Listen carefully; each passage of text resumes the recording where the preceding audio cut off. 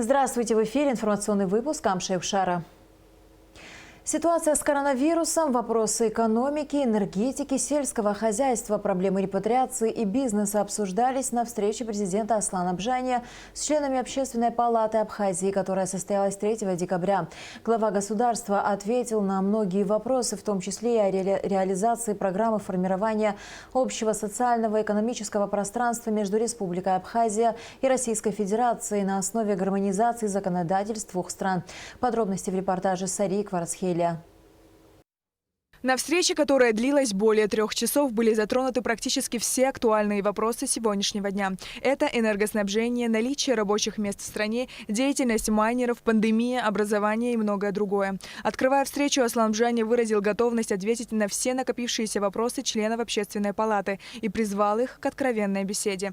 Первое, с чего я хотел бы начать, это вопросы, связанные с угрозами, с внешними угрозами, в первую очередь, которые в последнее время приняли более очерченные формы. События, которые произошли в Карабахской республике, как они развивались и к чему они привели, это свидетельствует о том, что мир не остается незыблемым, в мире происходят процессы, мир не стал более гуманным, и, скажем так, вопросы обеспечения военной безопасности, они остаются на первом плане. С учетом нашего статуса, с учетом того, что мы не имеем договора мирного, с учетом того, что Грузия до сих пор считает Абхазию своей территорией, и значительное количество государств в этом с ними солидарны, вопросы военной безопасности выходят на первый план. В ходе встречи также обсудили и ситуацию в стране. Как известно, в Абхазии с каждым днем увеличивается число заболевших коронавирусной инфекцией. В больницах все больше тяжело больных с подтвержденным диагнозом COVID-19. Существует нехватка рук. Однако острые проблемы с дефицитом лекарств в медучреждениях нет. Государство в полной мере обеспечивает лечение стационарных больных, сказал Аслан Бжания. Вылечить одного больного там стоит несколько десятков тысяч рублей. От 25-30 до 50 до 60 тысяч. В зависимости, как протекает болезнь, стадия, там, объем поражения легких и так далее. Но вот на самом деле мы смело можем сказать, что 90% стоимости вот этого лечения покрывается за счет государства. Иногда бывает, что на каком-то этапе препарата нет, родственники покупают, такие факты имеют место, но большинство, значит, 90% расходов на себя берет государство. Количество мест, вы это знаете, об этом неоднократно говорили, стационарных мест у нас с определенным запасом. Вот сейчас, на этом этапе, с начала года, всеми государством, частными лицами, общественными организациями, международными организациями объем финансирования, связанный с противодействием ковида, доходит 250 миллионов, было 260, 170 и 50, почти полмиллиарда рублей. Это, значит, в нашем случае это существенные деньги, если это сравнить, сделать сравнительный анализ с нашей собственной частью дохода государственного, то это почти, эта цифра близка к 10%. Члены Общественной палаты не оставили без внимания и деятельность майнеров. Несколько лет тому назад деятельность майнеров в Абхазии была запрещена. Было постановление принято, деятельность запретили. Но это решение осталось в большинстве случаев на бумаге. Деятельность майнеров была запрещена, при этом ввоз оборудования не был запрещен. Люди завозили это оборудование.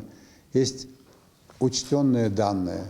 Как правило, скажем так, реальная картина, она еще сложнее, чем то, что удалось увидеть.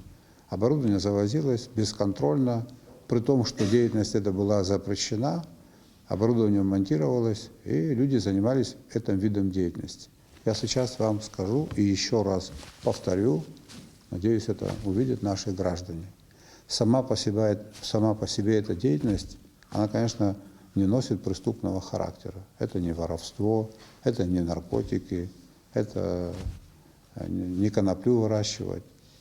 Но таких возможностей у нашей энергетики нет, чтобы полстраны занималась этим видом деятельности. Был также затронут вопрос реализации программы формирования общего социального и экономического пространства между Республикой Абхазия и Российской Федерацией на основе гармонизации законодательства Республики Абхазия с законодательством Российской Федерации. Аслан Бжаня, говоря о программе, напомнил, что еще в 2014 году между Абхазией и Россией был подписан договор о союзничестве и стратегическом партнерстве, в котором в частности сказано о формировании общего социального и экономического пространства между странами. Программа состоит из определенных пунктов, которые интересуют эти пункты. Программа формируется на основании, скажем так,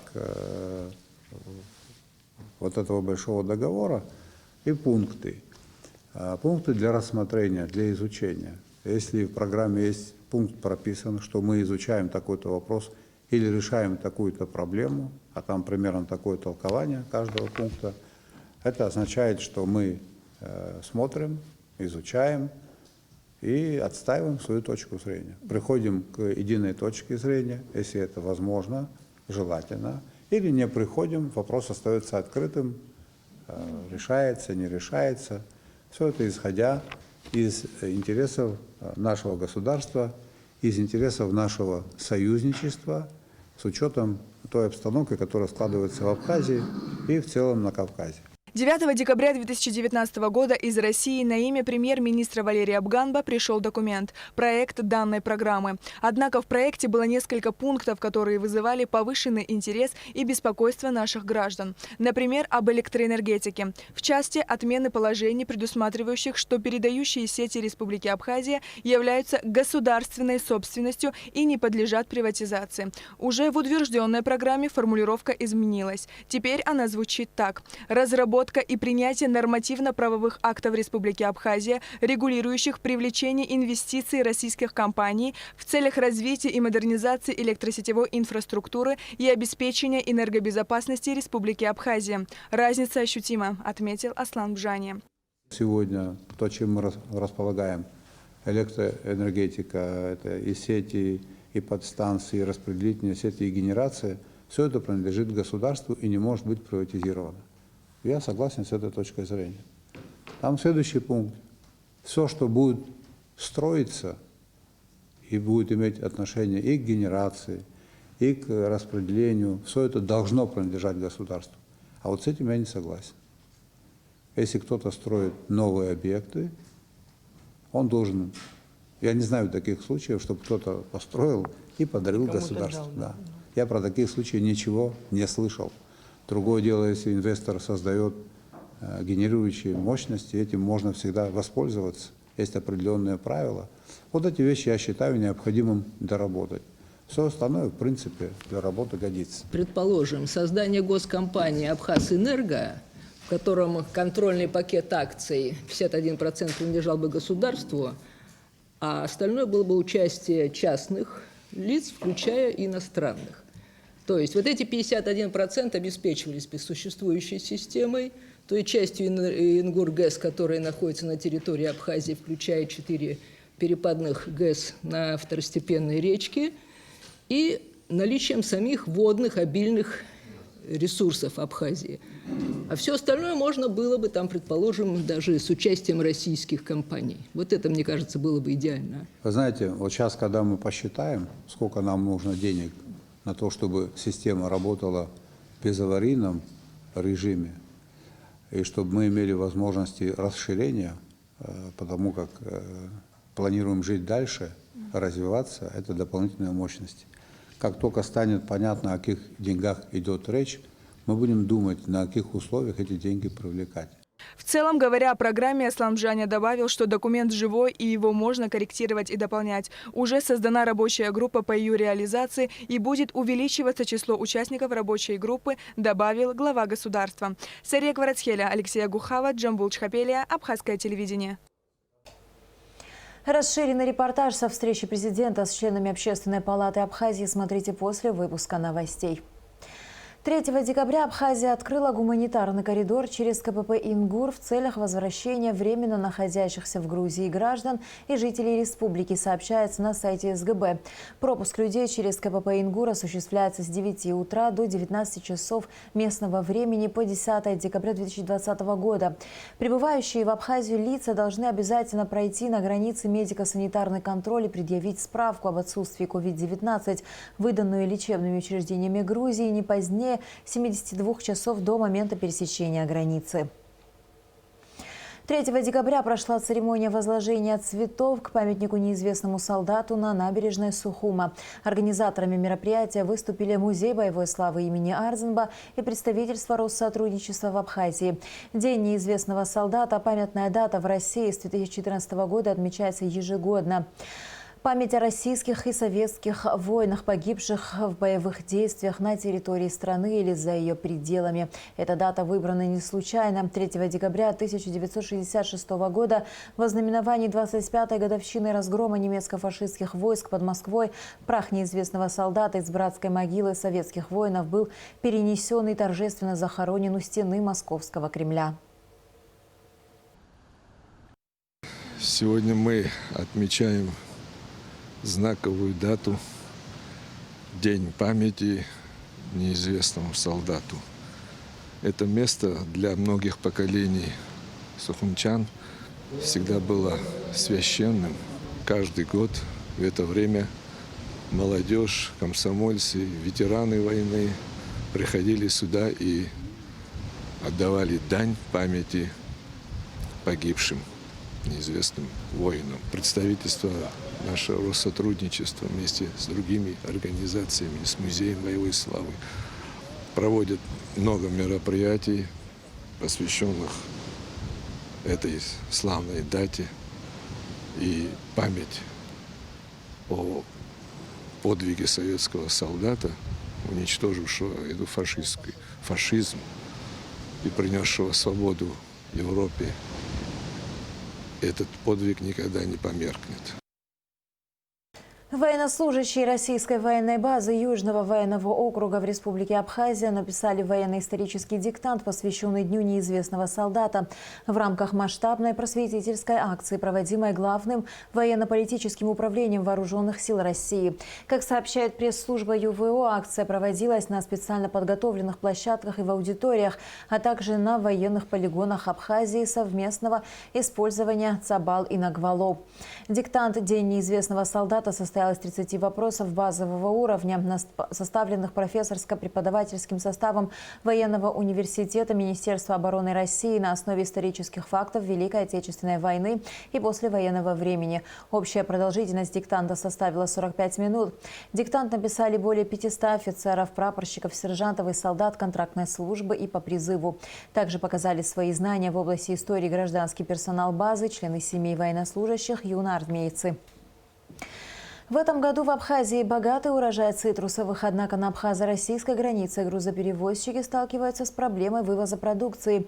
Первый вице-премьер-министр сельского хозяйства Беслан Джопуа и первый заместитель председателя ГТК Аляс Лабахуа выехали на государственную границу, чтобы обсудить сложившуюся ситуацию с представителями российских пограничной и таможенных служб.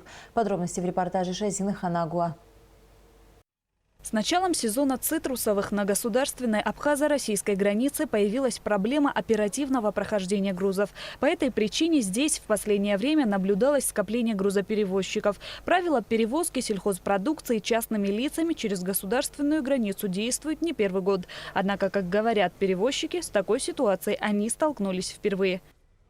Хаос полнейший, непонятно, куда ехать, что делать. Вот. Ну, конечно, я думаю, все проблемы только впереди, потому что мы еще даже не заехали на границу, только здесь. Я первый раз, отец мой не первый, он уже 10 лет перевозит. А раньше с такими проблемами сталкивались? Ну, каждый год почти. Как минимум 12 часов на таможне всегда проводил он. Сутки тоже бывало. Но в этом году, похоже, все рекорды побьются. Да уже здесь все сделано с абхазской стороны. Только там очередь большая, там пробка, и поэтому... А здесь все еще вчера было сделано. На абхазо-российскую границу мы ехали с намерением снять весь процесс перевозки грузов из Абхазии в Россию. Но российские пограничные службы не позволили это сделать. И нам оставалось только ждать результатов встречи представителей руководства Абхазии с сотрудниками российских пограничной и таможенной служб. А пока мы пообщались с людьми. 3 дня стоят, 4 дня стоят, смотря как повезет. А так меньше 2 дней здесь никак не пройдешь. Краснодара приехал к вам сюда мандарин грузить. 2 тонны загрузить, чтобы я здесь 2 суток стоял, да я больше в жизни в вашу Абхазию не приеду. Честно не приеду. Ну а какой смысл, брат? Я уже 5 дней как с дома уехал. Чтобы 2 тонны мандарин загрузить. Да я лучше дома буду сидеть. Уже 4-й день стоим, одно мучение, никаких условий, нечего кушать. Тут стоим, ждем, тупо говоря. Уже вот здесь люди уже в бешенстве, не знают, что сделать. С ума сходят. До самого вот российской границы вот такая, и 2-3 дня на российской стороне стоим. Пока вот один раз таможню проходим, у нас 4-5 дней уходит на это все. Ну как можно так мучение? На абхазской таможне никаких проблем на пересечении границы нет. Здесь груз взвешивается и оформляется. Процедура такая. Пустые машины, которые сегодня заезжают на таможенный пост, взвешиваются, определяется вес пустой машины вместе с коробками. Считаем. Ну, потом, когда полный выезжает, у нас есть весовая здесь, где определяется вес, количество коробок. И после взвешивания машины становятся на площадке у нас. Дальнейшее оформление происходит. Ну, сегодня занимаются 3 фирмы, именно на ПСО, которые оформляются 3 фирмы, которые вывозят сегодня мандарины цитрусовые. Ну, не только мандарины, здесь и хурма, и фихо тоже. Ну, процесс подается декларация. После оформления машины по очереди выезжают на российскую таможню. Выезжают они в том случае, когда освобождается там место, и они выезжают.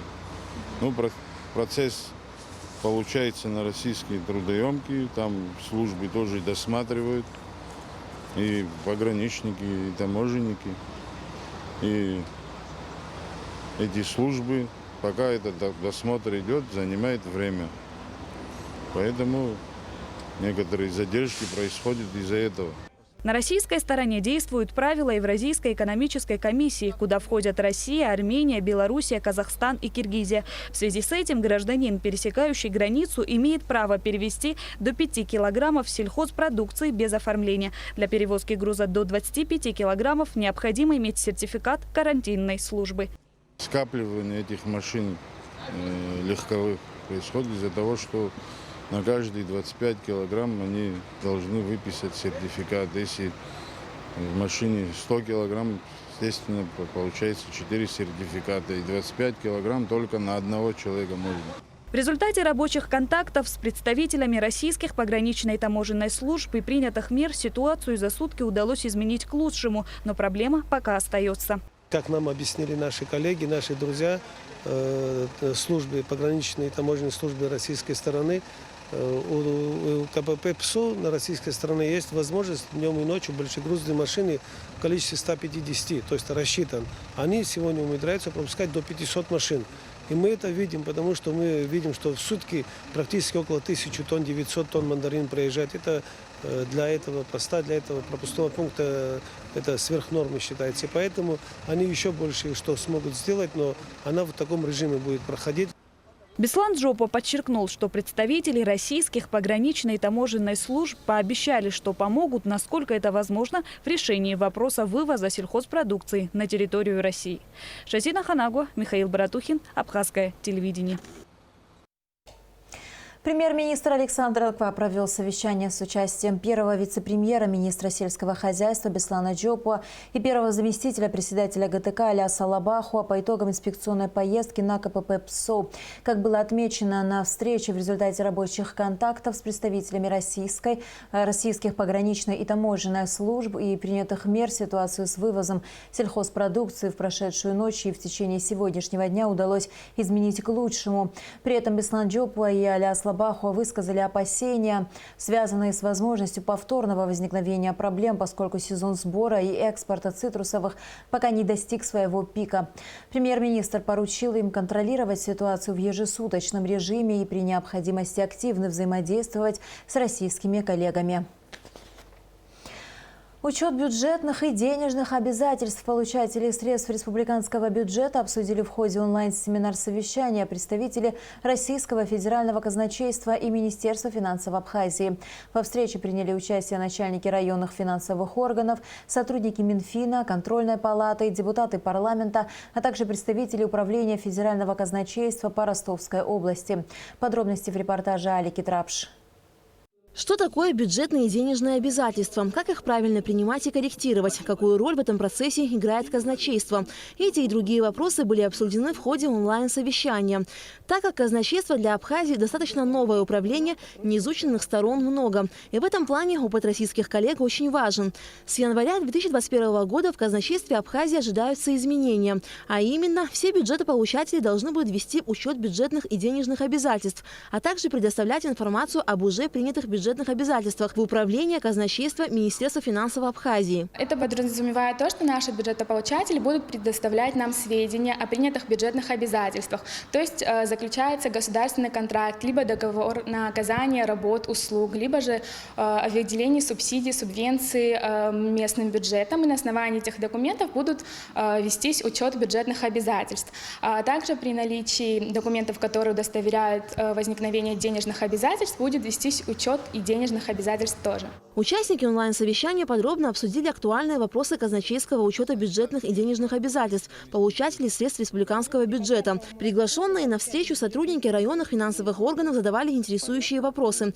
Финансисты обсудили проблемы, с которыми они сталкиваются в работе. Мы не всегда успеваем финансировать те обязательства, которые принимаем, и вот они из года в год переходят. Вот, к примеру, обязательства, принятые в 2020 году, и неисполненные, как они должны учитываться в следующем году и должны ли они вообще переходить на следующий год. Это, естественно, не связано с такими расходами капитального характера, которые вот проводятся в рамках реализации инвестпрограммы.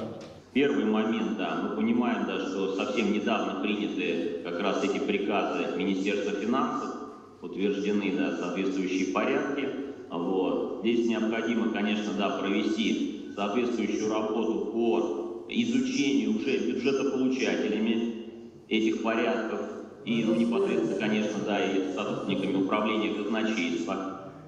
В рамках проведения этой работы, безусловно, да, у коллег возникнут целый перечень вопросов, которые мы предлагаем, что аккумулировать на уровне Министерства финансов, соответственно, и провести уже совместную работу с федеральным казначейством в части детальных ответов на все возникшие вопросы. Это во-первых. Во-вторых, сейчас в рамках, соответственно, доработки программного комплекса мы постараемся совместными усилиями максимально автоматизировать все бизнес-процессы, которые заложены у нас в рамках принятых нормативно-правовых актов. В рамках, соответственно, принятия этого программного комплекса необходимо будет провести детальное его тестирование, провести его опытную эксплуатацию, потом переходим это все дело в промышленную эксплуатацию, да, и выпускаем уже, так скажем, в боевой режим это все дело. Поэтому во второй части мы предлагаем еще раз вернуться к детальным вопросам в части реализации этих нормативно-правовых актов уже с точки зрения реализации программного комплекса. Депутат парламента, председатель комитета по бюджету, кредитным организациям, налогам и финансам Наталья Смыр отметила, что поддерживает мнение российских специалистов о том, что в 2021 году нужно будет принять порядка 10 нормативно-правовых актов для регулирования казначейской системы сопровождения. Мы тоже со своей стороны, как депутаты парламента, как председатель комитета, я могу вас заверить, что с большим удовольствием начнем работу по именно внедрению и внесению изменений в наши законодательные бюджетные акты. Я со своей стороны могу сказать только одно. Нас радует именно внедрение и казначейской системы сопровождения, да, она приводит к более полному такому прозрачному, возможности прозрачного ведения и отслеживания бюджетных средств, и нас это очень радует. Поэтому мы готовы к взаимодействию и будем рады проведению таких именно семинаров, общений, которые будут способствовать для более лучшей, так сказать, более углубленной работы в системе казначейства. Подводя итоги встречи, вице-премьер-министр финансов Владимир Делба отметил важность таких мероприятий для прозрачности и упрощения работы финансовой системы страны. Вы слышали, да, какие будут перспективы по учету бюджетных обязательств. В течение дня согласования, в течение 3 дней согласования. Это же получается так, что бюджетный, финансовый год, который равен календарному, он же, по сути, начинает разбиваться на эти даты ограничения. Если мы сегодня понимаем, что ресурс, по которому принято решение, мы же как умственно, сегодня надо довести ЛБО, сегодня надо довести объемы финансирования, и сегодня надо осуществить кассовый расход, то теперь нормативно это будет по-другому. Сегодня, если примется ЛБО, в течение 1 или 2 дней должны приняться другие решения по доведению, в течение еще 3 дней проверить. Вы представляете, да, как это по времени будет длиться? Поэтому очень-очень серьезно к этому надо будет отнестись. По сути, бюджетная система, я откровенно могу сказать, продолжает в хорошем смысле развиваться, имеет такую хорошую перспективу. Это такой в лице казначейства, в большей части сейчас речь об управлении казначейством, этот хороший инструмент, который позволил кардинально изменить подходы к, во-первых, осмыслению государственных общественных финансов, во-вторых, повысил точно управляемость общественными финансами, это однозначно. Как сказал Владимир Делба, с учетом предполагаемых изменений в деятельности казначейства Абхазии, подобные встречи будут продолжаться. Алика Трапшина, Алгухава, Тамас Чиковани, Абхазское телевидение. Дистанционное обучение, возможности и проблемы. Эту тему обсудили учителя столичных школ. В стенах средней школы номер 2 собрались педагогические коллективы общеобразовательных учреждений города Сухум. О том, с чем учителя и родители сталкиваются при онлайн-обучении и возможные пути решения проблемы, в репортаже Гугуцы Вардания. Проблемы онлайн-обучения, с которыми сегодня сталкиваются учителя и родители, одна из самых обсуждаемых и острых тем на сегодняшний день. Для многих такая форма преподавания и получения знаний стала настоящим испытанием. Как сохранить здоровье и при этом получить образование? На этот вопрос на протяжении нескольких часов пытались ответить педагоги. В связи с нестабильной эпидемиологической ситуацией в республике управлением образования города Сухум проведена определенная работа по организации учебного процесса во время карантина. Была создана экспертная группа, состоящая из главных специалистов управления образования и методистов школ города Сухум. Администрациями общеобразовательных учреждений выработаны индивидуальные планы по дистанционному обучению. Учителя города в основном работали и работают по сей день по 3 формам. Онлайн-обучение на площадках Zoom, кто-то использует Skype, Discord, обучение путем создания чатов WhatsApp, видеоуроки, письменные задания, тесты, голосовые сообщения, видеосвязь. И 3 форма – это заочное обучение. Это обмен тетрадями с выполненными заданиями и долгосрочные письменные задания с последующей сдачей зачетов. Скажу общие результаты. В начальной школе к дистанционному обучению подключены или систематически работает 65% всех учащихся. Старшие классы 50,5%. Если говорить в целом, и начальное и старшее звено, получается у нас 57,7%. Я представляю вспомогательную школу. То есть это особенная школа, это коррекционная школа, где ведется коррекционная работа, проработанная годами. Мне отсюда удобнее. Вот я хочу понимать, кто нам, специалистам, таким как мы, научит нас, несмотря на то, что мы контактируем с Екатеринбургом, со специалистами, которые многие годы нас чему-то обучают, где уже 100% ясно, что онлайн работа с такими детьми не получится. Там обязательно нужен контакт, визуальный контакт. Естественно, первостепенная задача – это социальное адаптирование детей. Вот я хочу понимать, пусть их 3 детей, 150, 20, их выкинут с общества. Вот давайте выкинуть, скажите мне, пожалуйста, это дети, которые должны ходить в школу. Обязательно порядке. Учебный процесс в среднеобразовательных учреждениях был прерван еще в марте текущего года. В сентябре дети все же пошли в школу. Но в связи с усложнившейся эпидемиологической ситуацией занятия пришлось прекратить вновь. Несмотря на все сложности, за это время многие учителя и родители освоили дистанционную форму обучения. Однако, по словам педагогов, все же остается множество проблем, связанных с онлайн-преподаванием. Самое главное – отсутствие обратной связи ученика и педагога. А родителю объяснить новый материал ребенку не всегда под силу. Методически подставить урок – это бесполезно. Нужно объяснить материал. Как? Приходится давать задания ранее изученного материала. А как мы готовимся к урокам? Мы ранее изученный материал время от времени закидываем в свой план урока, чтобы 5-10 минут посвятить ранее изученному. Нам приходится весь ранее изученный материал составить задание, отправить, составить тесты, отправить, а дальше вопрос остается открытым. Еще одна из основных проблем – техническое оснащение как учащихся, так и учителей. Не у всех есть возможность приобрести телефоны или компьютеры, поддерживающие такую форму обучения. Не хватает и знаний для пользования новой техникой. У большинства семей нет ни ноутбуков, ни планшетов, у некоторых даже поддерживающих интернет-телефонов. Проблемы с гаджетами и у некоторых учителей. 20% учителей не могут проводить онлайн-занятия. Не все учителя освоили интернет-ресурсы. Это тоже проблема. Также систематическому дистанционному образованию мешает и режим верного отключения света, который у нас происходит. И один из проблем – это занятость родителей.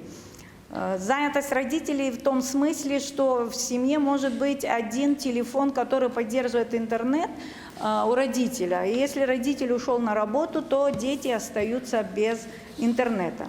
Несмотря на все сложности, с которыми сталкиваются учителя и родители во время дистанционного обучения, самое главное, по словам уполномоченного по правам человека Асиды Шакрыл, не допустить распространения заболеваний среди учащихся. У нас нет другого альтернативного варианта, потому что на самом деле то, что сейчас не справляется наша медицина с этим с потоком, да, вот таких больных людей, это факт. Мы должны это признать. У нас ежедневно умирают люди. Мы не можем с этим не считаться. Мы все понимаем, что заменить устоявшуюся систему образования на протяжении десятков лет в одночасье, в течение месяца, полноценно мы не сможем. Никто с этим не спорит. Я просто вас хочу призвать к тому, чтобы не надо нам на это сейчас тратить время, чтобы нам это друг другу доказывать. Сейчас задача у нас другая. Как нам быть, как побыстрее нам собраться, да, все учительское сообщество объединиться, как оно должно это объединиться, как справиться с этими вызовами. С проблемами в онлайн-обучении во время карантина столкнулись во многих странах мира, и каждая из них старается выработать свой подход. Для облегчения процесса дистанционного обучения Детским фондом ООН ЮНИСЕФ в Абхазии с марта месяца создается онлайн-площадка, которая даст возможность работать учителям. Так называемая централизованная система онлайн-образования. Будет запущена система, которая называется akalam.org. Это под абхазскую реальность, то есть все школы, все учителя будут в ней отражены. У каждого учителя будет возможность зайти в личный кабинет. У него дублируется полностью расписание школьное. То есть он нажимает на кнопочку, и весь его там 5Б, 7А там присутствует. Туда будут встроены уже элементы зума. То есть не нужно будет сторонне как-то выходить. Это внутри всей этой системы. Электронный дневник, электронный журнал, домашние задания. И вот то, что вы говорили, Лолита Николаевна, касаемо домашнего задания. со временем, но это уже получается, вы должны будете самостоятельно в этом направлении работать, надо будет создать такой момент, когда большая часть этих моментов, как тесты, она будет автоматизирована. То есть на самом деле я понимаю, что это очень сложный процесс сейчас, но в долгосрочной перспективе это очень эффективный метод, который даст намного больше свободы учителю заниматься не проверкой вот непосредственно технической какой-то тетради, а непосредственно проверку сочинения, контента и всего остального. То есть это тоже, я понимаю, что это очень сложный процесс сейчас, но в долгосрочной перспективе это действительно то, что необходимо будет. Еще один из элементов, которые были отмечены, это естественно, и мы этот фактор признаем, это техническая база и доступ к интернету. Мы со своей стороны, я работаю в детском фонде ООН, мы со своей стороны провели переговоры с Самобайлом, с Аквафоном, с системой, и мы договорились, что бесплатно будет тарификация. То есть вы заходите на этот сайт akalam.org, и все, что на нем находится, будет бесплатно. То есть даже если у вас 0 рублей на счету, у ребенка 0 рублей на счету, сразу же будет возможность использовать этот ресурс. То есть это один из элементов решения проблемы.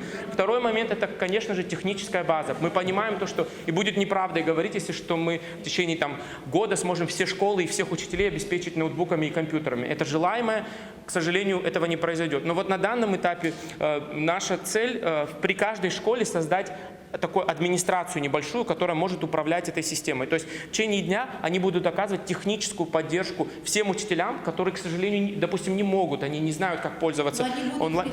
Да, вот. Создание данной программы планируют завершить к концу декабря. После долгой дискуссии главный вопрос – распахнуть двери школы для учителей и детей, при этом не распространять болезнь и получить хорошее образование при помощи онлайн-обучения – остается открытым.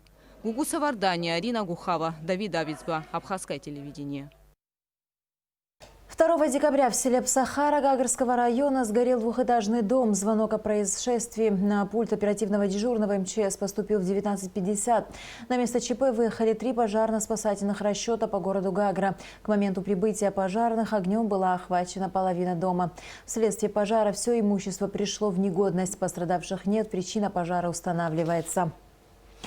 С 1 декабря стартовала акция культурно-благотворительного фонда «Ашана «Стань Дед Морозом», в рамках которой подопечные фонда пишут письма, либо записывают видеообращения Деду Морозу и просят подарить на Новый год желанные подарки. И вот уже 8-й год, чтобы исполнить просьбы детей, за это благое дело берутся добрые, неравнодушные люди. В этом году подарки получат около 60 подопечных фонда. Каждый желающий может увидеть пожелания ребенка и стать для него волшебником. Каждый год все желания наших подопечных исполняются, и мы надеемся, что в этом году, как и в прошлые годы, ни один ребенок нашего фонда, ни один подопечный не останется без подарка, и для него этот год будет особо запоминающимся и будет волшебным. Хотелось бы отметить, что в этом году, как и в прошлом году, мы будем развозить подарки по домам подопечных. Это будет делать Снегурочка и Дед Мороз. Будут соблюдаться все санитарные нормы, они будут в масках, в перчатках, все как полагается. Проблему бродячего скота на территории Сухума можно решить, подвергая хозяев материальным взысканиям, считают депутаты Сухумского городского собрания. Обсудив проблему на очередном заседании, депутаты сделали следующие заявления, которым предупредили, что за бродячий скот хозяевам грозит штраф. Депутаты горсобрания призывают коммунальные службы города и представителей УВД строго выполнять решение городского собрания, согласно которому на территории города Сухум запрещен выпас скота. В случае нарушения данного решения домашний скот должен быть изъят и помещен в специально отведенное место сроком не более 2 суток с наложением административного штрафа в размере 5000 рублей для физических лиц, 10 000 рублей для юридических лиц. По истечении 2 суток в случае неявки владельца домашнего скота либо при повторном нарушении скот подлежит изъятию и направлению на убой. И в завершении выпуска о погоде. По сообщению Гидрометцентра, в пятницу в Абхазии ожидается преимущественно ясная погода. Температура воздуха ночью 5-10, днем 12-17 градусов, температура морской воды 15 градусов.